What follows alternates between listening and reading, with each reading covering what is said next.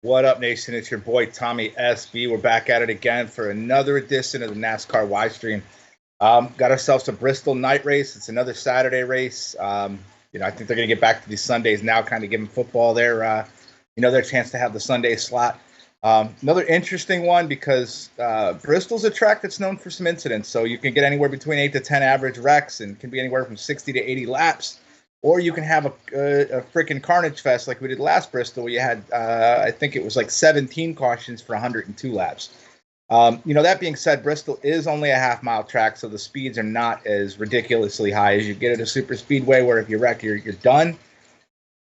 We've seen Kyle Busch wreck in the very beginning of this race, have most of the back end of his car ripped off, and still win the race. So you don't have to count these guys out, but it does throw a lot more variance back into the game because, a guy that's running well gets into an incident late.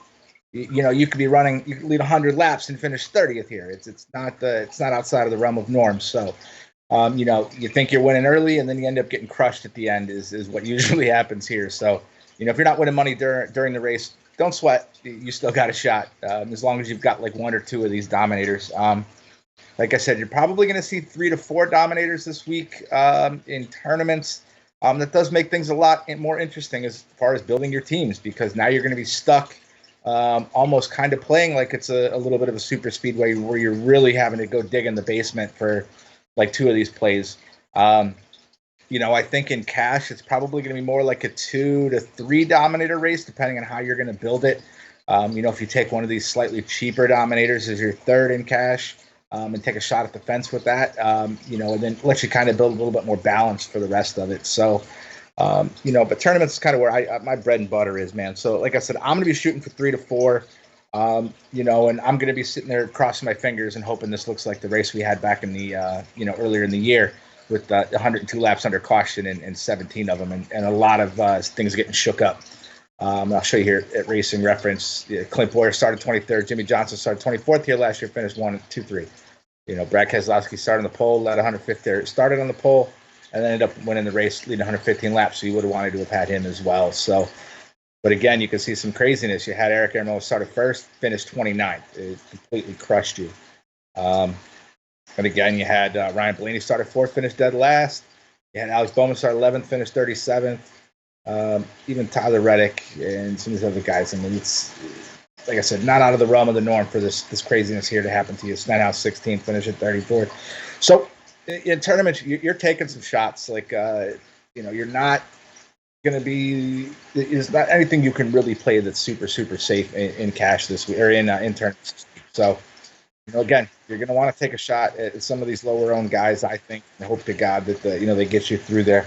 So go over the race a little bit. Like I said, half-mile oval. It's banked all the way around, even on the straightaways a little bit, 5 to 8 degrees on the straightaways, and 24 to 28 through the corners. We're going to have the 750 horsepower low downforce package again, so that's why I think this race is going to get a lot more fun. Even the race earlier in the year was only with the 550s, so yeah, that's going to make it a lot more fun.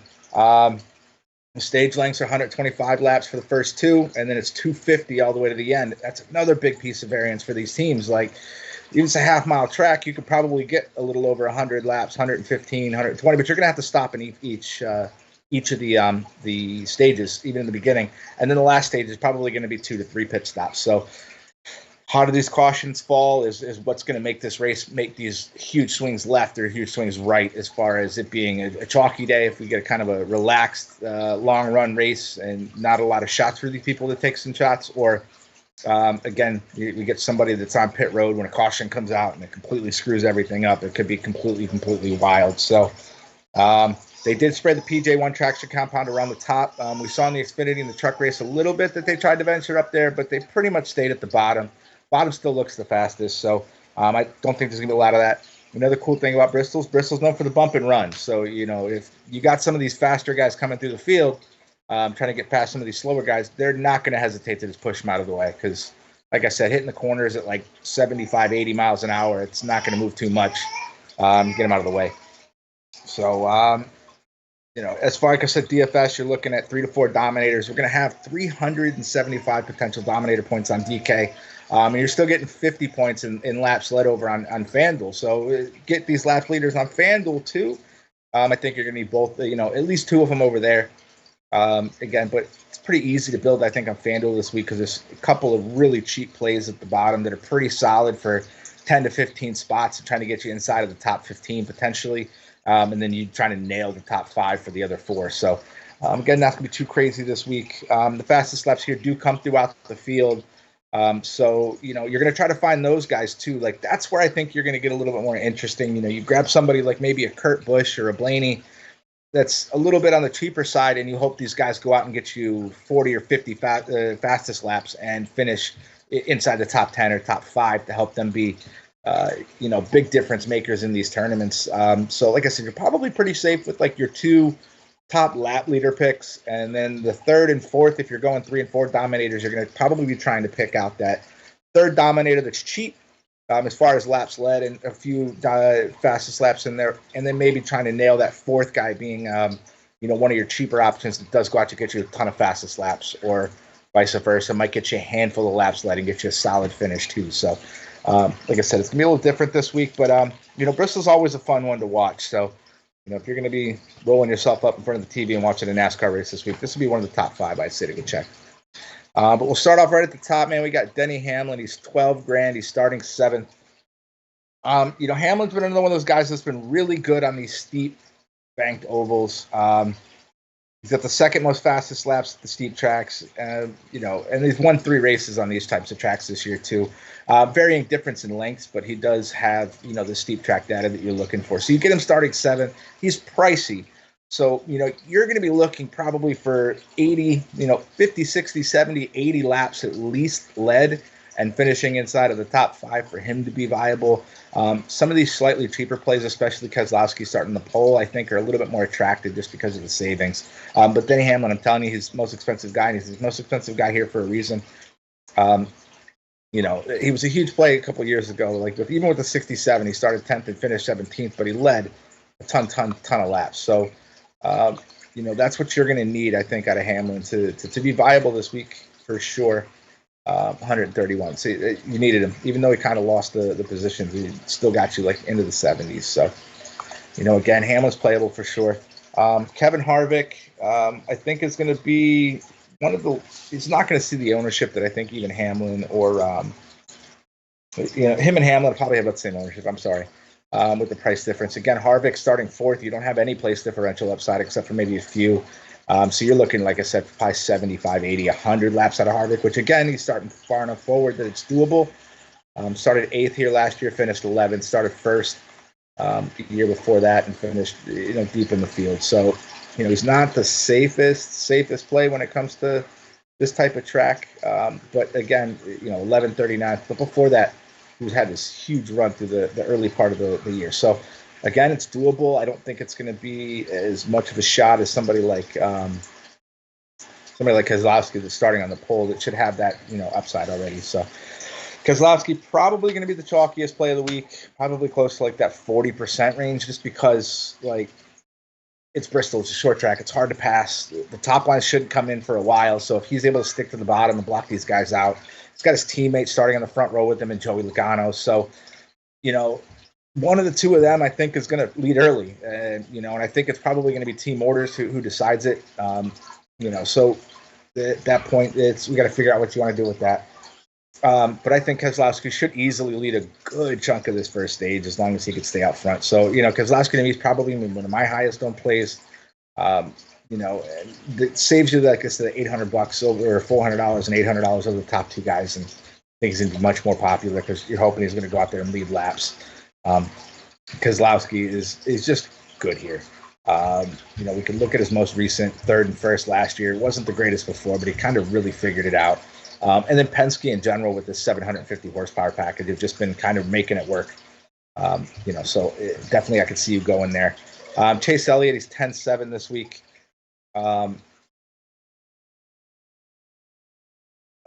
Starting 6th. Again, Chase Elliott's somebody that's going to have to lead some laps, going to have to be in your dominator group. if you want it to pan out for you. He was quick at Bristol the last time we were here. Finished 22nd, but led some laps before finishing 22nd. So, 88 laps. Just kind of got into a late race incident and then got knocked back after leading, like I said, a good chunk of this race. So, Elliot starting 6th. He's good with the 750 package. Saying you're going to probably need 75, 80 laps out of him at this price tag in order to make it viable. But again, I see Chase being up there, probably around that 25 to 30% ownership because he's a good staple. And if you find yourself, like I said, all these guys are so viable, you want to play them in some way, shape, or form. Like I said, it's going to really force you kind of into the bargain basement to kind of figure out what you can do with them. So Chase Elliott definitely in play. Kyle Busch, I think, will be ultra popular this week. Started 7th, finished 4th, got you almost 100 fantasy points because he leads laps here. Like, this is his track. He's the winningest driver here. He's got the most laps led by almost 400 laps over anybody else. Has led laps in almost every race in the last 10 years except for 3. And you're going to need one of these 100-lap performances out of him. You're getting him starting 9th, so you like a little bit of place differential upside. You like the price tag. He's $1,600 cheap than Denny Hamlin, and I think he's a better play. So even if you want to go crazy and grab yourself like Keselowski and Kyle Busch, like I said, you're already seeing yourself in the 7s, but it still gives you a chance to go kind of run down here, and grab yourself somebody down here in the bargain basement like LaJoy if you think there's going to be carnage or something like that, and get you back up to like the 8K range for your other 2. So I definitely like Kyle Busch, but you've got to take Kyle Busch with a grain of salt like we have all season. He's going to need to win at some point to get into the playoffs and make it any further than the first round if he makes it in. He's above the cut line now, but not by a ton. So he goes out and wrecks. It could be detrimental with only one more race to go. Still think he makes it to the round of 12, but Kyle Busch wants to make it to the round of 4. And you need to start really figuring out how to get some of these stage points and win points in order to kind of excel you through, or you're just going to get stuck and get left behind because everybody else is winning and you're just either finishing decent or he's the Kyle Busch that we've seen recently, getting your ass handed to you. 47 and a 53 are okay, not killing you, but I'm needing a 70, 80 out of him. I'm looking for a 50, 60, 70 at this type of track, at least to pay off. So you can definitely go there. I think he's new popular, but another way, if you think he's going to wreck, you can get an edge in the field by going way under on him and trying to play these other plays as well. So, do with Kyle Busch what you will. Last guy in the 10K range, Martin Truex. Martin Truex, you automatically think night race. You're like, oh, I'm going to play a ton of Truex. This is just not his track. It's a night race, so I kind of give him a little bit of a bump, but I'm not going to go crazy with him. I mean, as you can see, look how far down his name is here on your average finishes. 20th, 13th, 17th. Hasn't finished better than 13th in the last 7 races until he got the 8th, back in like 2017, or 2016. You can go there. Like I said, I don't think his ownership is going to be anything crazy. Probably like 15% or less is what he's probably going to float in at. So anytime you can get, you can get Martin Truex at that kind of ownership, it does make him a little bit more interesting. But again, he's 15% owned for kind of a reason. 5th or 20th. Starts in the front and kind of ends up in the rear. Starting 3rd, going to have to lead a ton of laps even at 10K and finish well. Like, I could see Martin Truex being a guy that goes out and leads 100 laps and finishes 30th, and like, okay, you thought you were winning the whole beginning of the race, and now you're crushed because you lost 25 spots. So, before I run into the 9K range, any of you guys listening, make sure you give us that like button, give us that subscribe button, man. We're here every week. We do all the sports for you. We got the MLB shows. We've got the NFL shows coming. Hockey, and when hockey's around, we've got golf. We're here for you guys, man. So check us out at wisestake.com. Like I said, hit the like button, hit the subscribe button. It really helps us. We're all trying to punch our tickets to Screenshot City. So let's roll through it. Joey Logano, $9,700. Logano and Keselowski, I don't know. I mean, you could play them together, but I wouldn't go crazy with it. Because like I said, the best chance for one of these two guys is who leads early. If you think Logano's going to get the fair shake and be the guy that leads early, then you can kind of go lower on Keselowski and try to take Logano. But I definitely think Keselowski is going to lead more.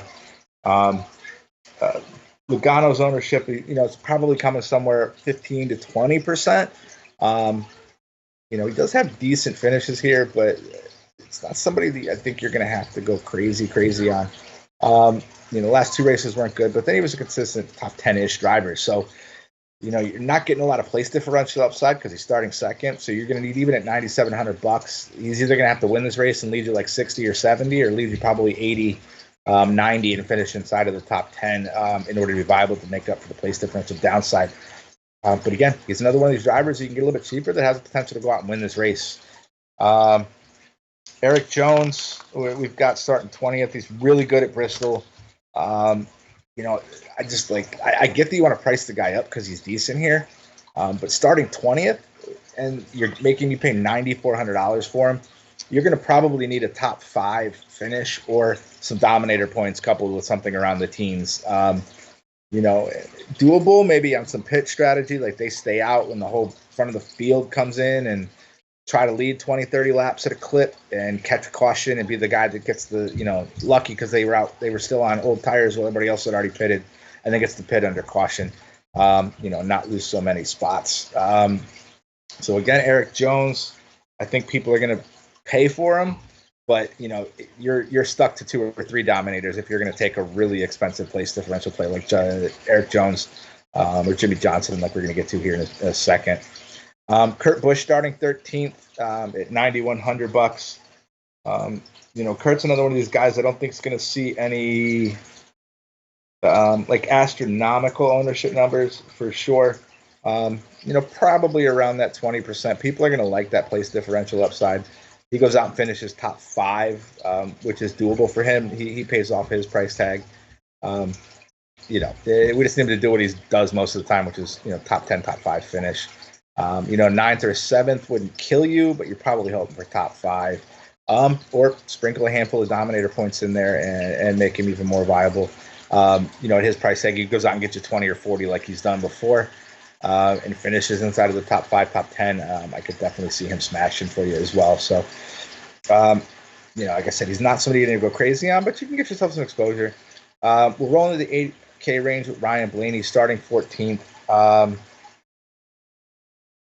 Blaney's one of those guys I think he's at 16th in the points. At this point, he's either got to win this race or do really, really well this week and do really well next week and beat out some of these guys that are above him now. He just hasn't been getting the finishes recently. Apologize, guys. Started the Invisalign and it's crazy. So, Blaney, I don't think is going to see a ton of ownership too. I think he'll probably be somewhere right around Kurt Busch at like that 15 to 20%. Again, somebody you can get different with as like a cheaper potential dominator, because I think you're going to want. I think the easier way for these two to get there is getting you like 20, 30, 40 laps coupled with a good finish. I don't think both of them are going to get there together for you. I definitely think it'll really kind of weird your lineup up, but taking a shot on one of those 2 of those guys, man, could be can make some moves for you. Jimmy Johnson starting 24th. Jimmy starting 24th. Again, you're going to limit yourself to 2 to 3 dominators if you're taking him, but I could see that working in tournaments as well. And I can also see you in cash taking these really, instead of going crazy with the dominators, playing like 1 or 2 dominators and then taking, one of these guys that's like your safer place differential.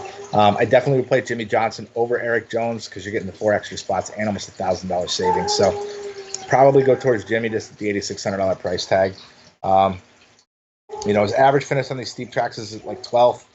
And he's had 5 top 10s in the last 8 races on these steep tracks. So Jimmy Johnson, just do that again for me, even though you're not in the playoffs. If he's going to get a win, this might be the track he could do it at. Got the best average finish over the last 10 races. But, man, just Jimmy, this needs to be the Jimmy that he used to be and, finish off your career strong. But we shall see. Clint Boyer starting 11th. Clint's going to probably be right around that 10% owned range. But it makes him attractive being another cheap, 3rd or 4th dominator if you're building these tournament teams.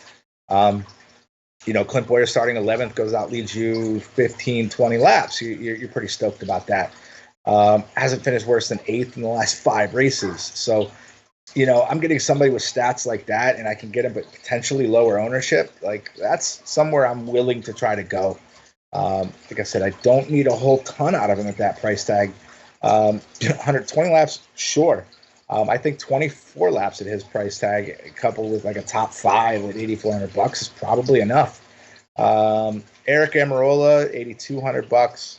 I think he's going to probably see lower ownership than Clint Boyer, just because this isn't the track for him. Amarola is okay, but he's nothing like really to shake a stick at. His average finishes here. I got to scroll down for him. Amarola. 29th, 37th, 31st. Shot out of 6th. Yeah, you're going to need a career race out of Amarola. Like I said, you'll probably get him at sub 10% ownership.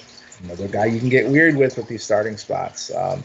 But I'd rather play the 2 guys below him, probably most of the people below him. So I definitely think that's going to help limit his ownership. So, if you're willing to jump on the Amarola train, it wouldn't go crazy. If you're building a tournament team and you're like, hey, I'm swinging for the fences with this one, I could see you get on Amarola. But it's going to need a career race. Probably top 5 for his price tag.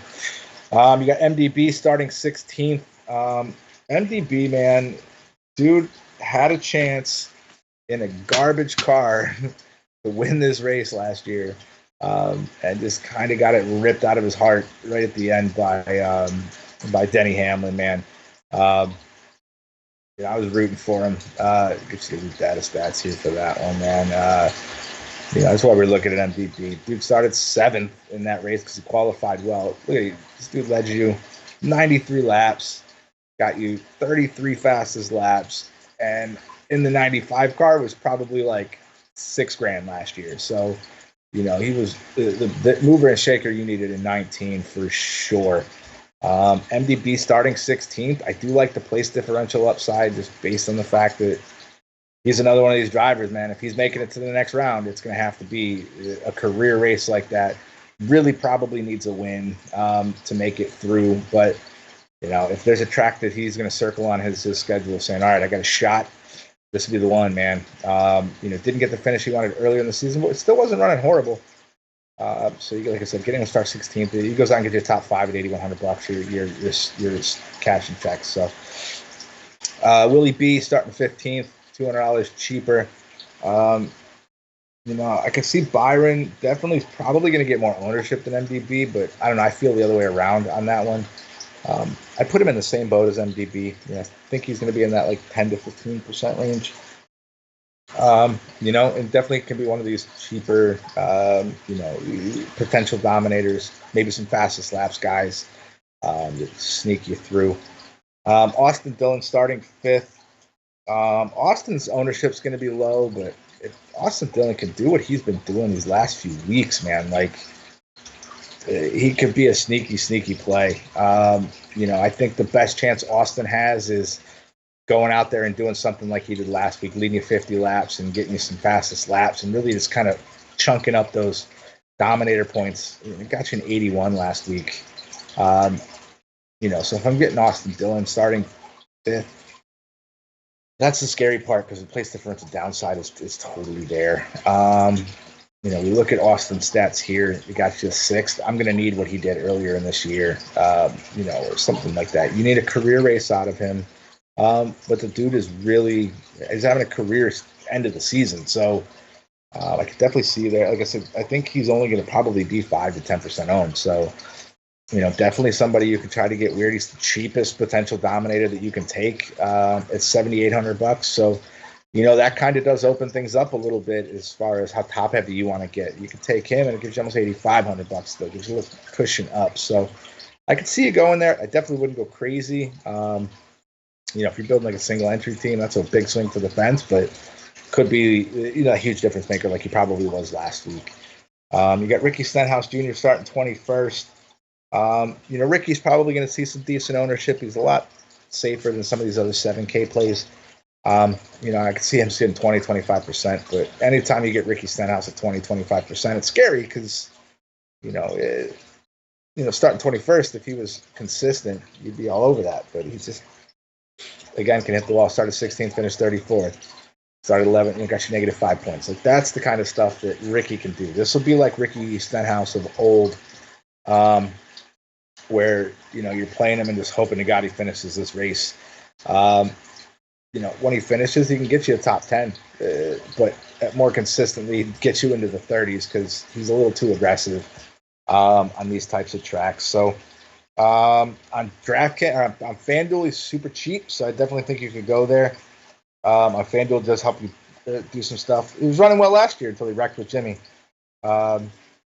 You're hoping for that top 5 upside and getting 15 spots, and it was smashing for you at 20% ownership is what I think people are going to be chasing with him. But again, he's starting 21st and could finish, or starting 16th or 21st. I'm sorry, and could finish 35th and crush you. So Ricky Stenhouse is going to be like Kyle Busch. You got to take him with a grain of salt. Alex Bowman, $400 starting 8th. Bowman's another guy that's really hit or miss here. Second, I'm all jacked up here, Bowman.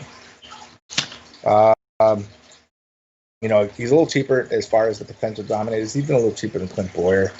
I think he's the cheapest of the potential dominators. Like I said, Bowman, you're going to need a solid finish. Like he did when he first started, he had the 5th and the 8th, but he hasn't been that great recently. So how much are people going to lean on recent form than they are overall? So you got to take that with a grain of salt as well. Hasn't led any laps, but has got you some fastest laps here in the past. So, that's what I think you're going to be looking for out of Bowman. We got fastest laps here in the 2019 race, Bowman.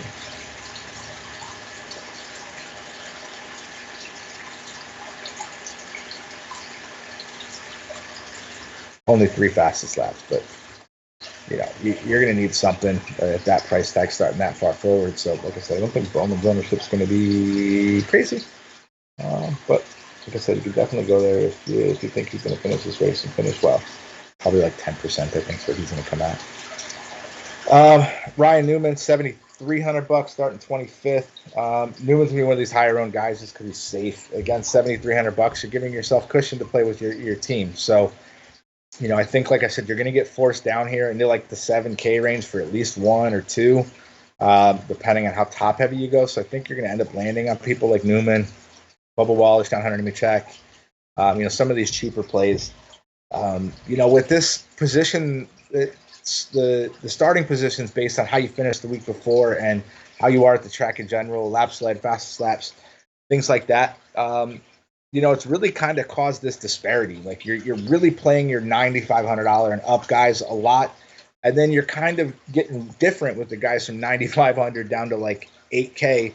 And then as we get into 8K, you're starting to take all right, these are my, not so scary, safe kind of place differential plays. And I think it's made it a little bit harder to kind of land in the right build because you're not getting that, qualifying dependent position instead of, pricing's already out and then you're qualifying. So, it's definitely made things a lot more interesting because DraftKings and FanDuel, they have so much more time to prepare everything because they already pretty much know where you're starting middle of the week before they release pricing. So, but I said landing on Newman, starting 25th. Newman's another guy that's consistent here. 15th, 11th, 9th, 12th, 10th, 6th, 4th. Anything other than this 28th, you're cashing checks all the way to the bank. So, I think Newman's probably going to see 30 to 35% ownership. And again, Newman has the possibility of wrecking and finishing deep. So, with these chalk plays, like even though they're chalky, it's like you really have to make a decision. You're going to play 50% Newman because you think he's going to finish 15th at $7,300, or you're going to play 15% to him because you think he's finishing at least where he started or worse. So, you really got to make your decision on these chalk pieces this week.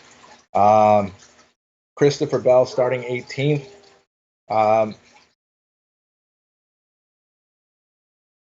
Think about Bell. Bell, again, you're liking the place differential upside. You're hoping that Bell can go out there and finish in teens. Finished ninth here earlier this season. So you're needing another repeat of what he did earlier to get you there. Wasn't great at Dover. I don't think he's going to be super popular, but, his drive rating was good. Doesn't need to do a ton to be optimal. Christopher Bell starting 18th. He goes out and finishes 10th. Like, at that price, he's cashing checks. So, get you your questions, Wes and G-Town. They have plenty of videos there. We're going to get them this week, man. We'll roll into Cole Custer starting 12th.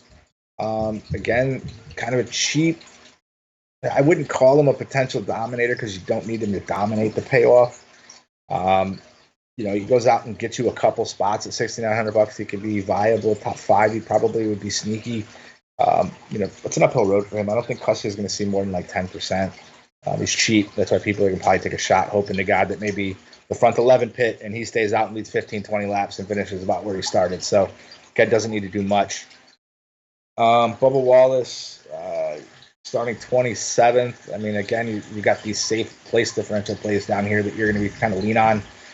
So I see Bubba Wallace being popular this week. The only thing with Bubba Wallace is he's already vocalized that he's not coming back to Penske next year. So does the team give a shit about him anymore is what you really got to worry about with him. I definitely think he's going to see 25% because these people everybody's going to be so top heavy this week. Again, so, one of these top probably 5-6 chalk plays or higher owned plays that you've got to decide what you want to do with him this week. Tyler Reddick starting 17th. Reddick's going to see a little bit of ownership, I think, just because he did really well here earlier this year. Can't remember where he finished. Let me double check. Tyler Reddick.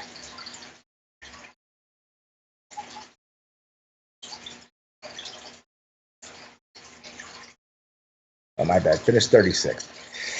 I think people are going to see the starting spot, and they're still going to kind of try to land on him a little bit. I don't think you need to go crazy. I think Reddick's going to see some ownership, but, he's somebody that if he comes in at like 25%, I'd like to get an edge, on the downside because I don't think he finishes much better than where he started.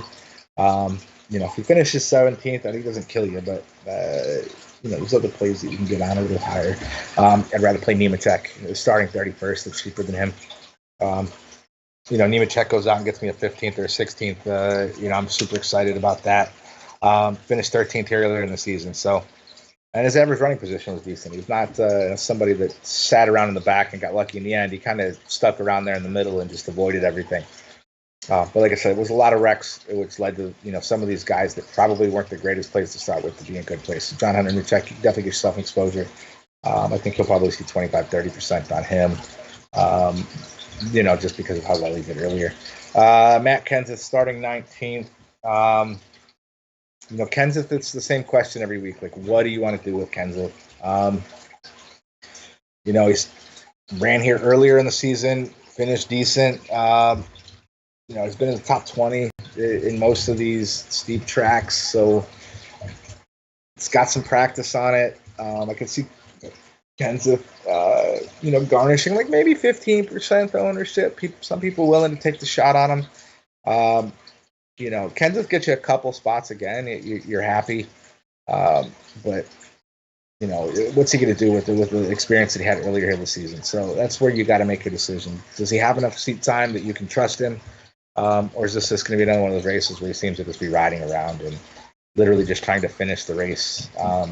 These top 15s are okay. You're getting a 40, a 30 at $6,300. I'm happy with that. Again, like I said, right in the same boat. Starting 19th, finished 16th. And you're getting them this week starting 19th, finishes 16th at $6,300. I'm happy with that. I think a lot of people are going to land on Ty Dillon as well. Starting 28th. Ty is good here. You need one of these 20th or better races, which he's done repeatedly. Hopefully people look at that. Maybe it limits his ownership. I think he's still going to be popular, like 15 to 20%. But, a 30 out of him at this price tag, you're pretty happy with that at 6,100. Chris Buescher starting 23rd. Buescher, kind of the same boat as Dillon and Nemechek. It's again, you're going to be down here. You think Buescher can gain you a couple spots. You can go there. Some of these cars in the front wreck, and Buescher's able to finish 15th. He smashes for you. But it's an uphill battle. Buescher has had decent finishes here. Just 17th like he did last year is what I'm looking for at that price taker, and 19th. And guys got you at 5th here before. This just shows you the variance this track has. So Buescher I could see landing on. Like I said, he's probably going to be around that 15 to 20% range as far as ownership, just because, like I said, you're going to get forced down here, and you'd rather take a better car with better equipment and a decent driver than you would some of these really, really, really punt plays. Michael McDowell starting 26th. McDowell's going to probably be like 15% owned as well. Again, you're down here because you're going to be forced to. McDowell just needs to get you a handful of spots. Top 20 here at his price tag starting 26th. I'd probably be happy with that. 14th here in the fall as a 20th before. So, you're needing a career good race for him. You're hoping for some wrecks maybe to help him out a little bit. Like I said, I see him get some ownership and $5,900, and then you can play with that. Ryan Preece, kind of the same thing, starting a little further forward. I'd probably play Buescher and McDowell before I play Preece. Definitely Ty Dillon over Preece. I'd probably even play Corey LaJoie before I would play Preece, even though I think Preece has got a higher projected ownership. Preece is just untrustworthy for me. This 12th is phenomenal, but again, you got to be able to trust the guy, and Preece just hasn't been somebody that's been knocking my socks off, especially as of late. 18th and 12th, okay. 25th is, going to crush me. So you need a career race out of him. Again, doable, but how much you want to do with that? Enjoy 30th. Again, you're hoping for some carnage. Enjoy just kind of rolls around. It can get you 5 spots and finish 25th at $5,500. You're happy. Same boat for Daniel Suarez. Again, I don't think these guys are going to be super popular. I think these guys are going to garnish 10 to 15%. These few guys here, just because you're going to be forced down here, and you're not trying to play anything under probably Greg Galding. I think is the furthest I'd go if you really had to punt. Why not just punt with one of these super, super, super cheap guys starting deep? Suarez, I was hoping he'd be starting the 30s, but 29th. Again, if he doesn't know if he has a job next year, so what's he going to try to do with that? If he gets you a couple spots and finishes in the low 20s, you're pretty happy at $5,400. Especially if you went really top heavy with your lineup. So I could see him sneaking in and being like a sneaky. Maybe not hitting 6x or 7x, but getting you a 25 or something like that at his price tag, and letting you really kind of stuff in the guys at the top. Save $100, take Garrett Smithley if you think it's going to be a wrecky race. I could see you going here to Smithley or Hill. We lose 8-10 cars and he finishes 30th. He's going to get you a 20-25. So start at 31st, finish 26th, got you 23.5. Like that's what I'm hoping for from these guys down here. Timmy Hill started 38th, finished 19th, got you a 44. Sneaky. Like I said, you can get there too. Like I said, if you have to. Greg Galding, nothing impressive. I probably would shy away from him. Probably anything under Timmy Hill. I think Timmy Hill would be where I'd cut it off. Greg Galding, maybe. If all you had was $5,100, I'd probably rather play Joey Gase, or even Josh Bilicki, or even JJ Yaley, which isn't even on here. Yaley's your cheap guy. I'd rather play Yaley at $4,600 than I would Quinn Houff. Brendan Poole, don't play him. He's not racing. James Davison, Josh Bilicki, or Joey Gase, or even probably Reed Sorensen. And Greg Galding's probably where I cut it there. And then if all I have is a few $100 left, I'd rather go snatch up Yaley. Yaley's in probably an okay car. Let's see Yaley's finishes here. Yaley, 28th and 25th. I'm cashing checks to the bank. You need a few spots, but nothing crazy. You got those questions, guys. Fire them up. Let's run through it. Wes, do you think you need a lineup with at least one of Logano or Keselowski? It depends on how many teams you're playing. You're only playing a handful of teams. You're playing 5, 6 teams. Then, yeah, I think you're probably going to land on one of those guys, probably in pretty much every lineup. Maybe one hedge lineup without either one of the two of them. But yeah, I definitely think it's going for it. G-Town Baller says, how do I feel about Byron or Austin Dillon? Byron and Austin Dillon's ownership's probably going to be. We got them on ownership here. Byron. Austin. Definitely Austin, I think, is going to be lower owned. Byron, people are going to like the little bit of place differential upside you're getting there at $7,900. But, Austin Dillon's only $100 cheaper and has the potential for some dominator points. So Byron's safer than Austin Dillon, but I think Austin Dillon potentially has more of the total upside. I don't see Byron leading any laps of this race, but I can see Byron finishing inside of the top 10, top 5. But again, I could see Austin Dillon leading a handful of these laps and finishing inside the top 10 if he can just run like he's been running. So, it depends on how you feel about the rest of your lineup. If your rest of your lineup's really safe and you're like, all right, I need a difference maker, take some Austin Dillon. If you've got enough, you got the money left for somebody like him and you feel like you've taken enough risk, but you want some, top, some finishing position upside, I could see landing on Byron. So, don't hate either one of them, but I definitely see Byron being more on FanDuel. All right, G-Town, let me go check out FanDuel for you. So you're saying Byron or Austin Dillon on FanDuel. Check that out for you.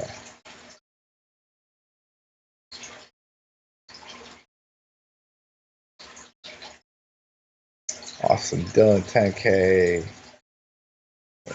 Byron, the price tag difference, I'd be all over Byron over it. I mean, he's the price up for FanDuel, I think, is based on the fact that he's been really good the last couple of weeks. But Austin Dillon at 10K in that kind of situation, I'd rather save the $1,200 and go grab some William Byron. But again, that depends on how you're comfortable you are with your lineup. What is your top pick for the 6th? So we got funny videos asking, who is your top pick for the 6 or 5K range on DraftKings? That's a good one. I'll take that one.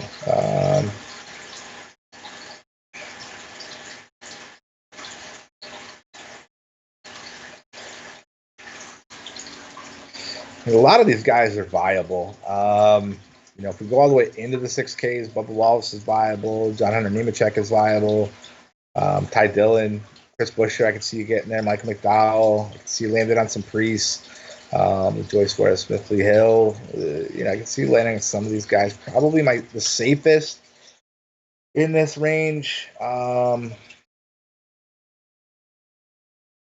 Probably John Hunter, just because you're hoping for 10 spots. He's doing good for you at $6,400. Ty Dillon, I like too. Even though I don't think Ty's ownership is going to be crazy, which it probably should be if he can get you a decent finish, but you're still taking a shot with him. And in the 5K range,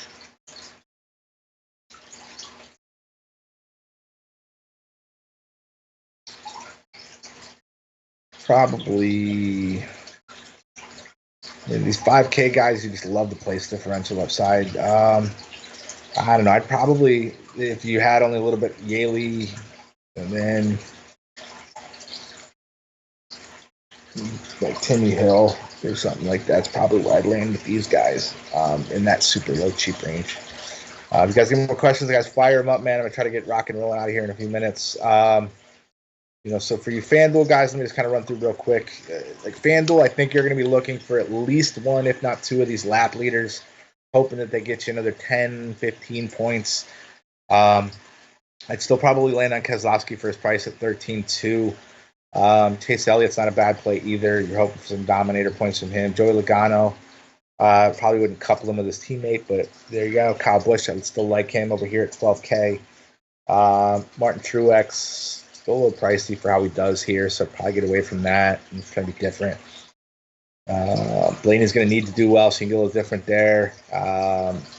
Clint Boyer, 10.7, still a little pricey. I probably would start off and just figure out who in the bargain basement you're comfortable with.